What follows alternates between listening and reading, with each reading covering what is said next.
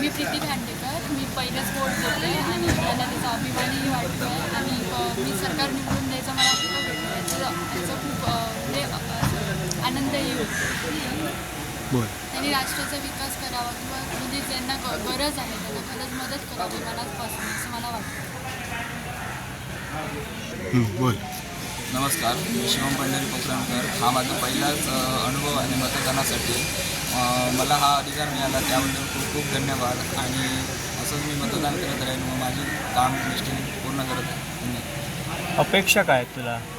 अपेक्षा म्हणजे गरजू माणसांना, शेतकरी माणसांना जे कर्जमाफी वगैरे हवे आहेत ते त्यांनी करून द्यावी किंवा जास्तीत जास्त त्यांना उपलब्धी करून द्यावी साधनांची.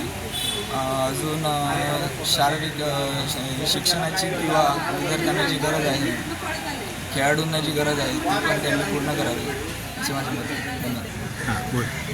माझे नाव चेतना मंचाराम राठोड. माझं हे पहिलंच मतदान असल्यामुळे मला आनंद होतोच आहे.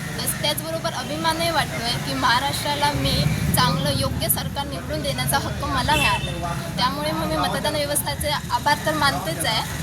आणि नवीन जे सरकार येईल त्याकडून तुमच्या एक तरुण म्हणून अपेक्षा काय? फर्स्ट ऑफ ऑल महाराष्ट्राचाच पूर्ण विकास व्हायला पाहिजे. तरुण काय शेतकरी सगळ्यांचाच विकास व्हायला पाहिजे असं मला वाटतं आहे. आणि जरा म्हणजे आम्हाला ज्या गरज आहे ते पोचत आहेत की नाही तुमच्याकडे ह्याच्याकडे पण लक्ष द्यायला पाहिजे त्यांना. रस्ते बांधणी काही पण असो, आरोग्य सुविधा असो त्या पोचत आहेत की नाही आमच्यापर्यंत किंवा ती सरकारच्या पण लक्षात द्यायला पाहिजे आणि ते आम्हाला सांगायला पाहिजे की सांगायला पाहिजे की तुम्हाला कोणत्या सुविधा पाहिजेत, काय पाहिजेत. तर रस्ते बांधणी किंवा सगळ्या बेरोजगारीचं प्रमाण जास्त वाढलंच आहे. त्याबरोबर रोजगार संधी त्यांनी द्यावी आम्हाला.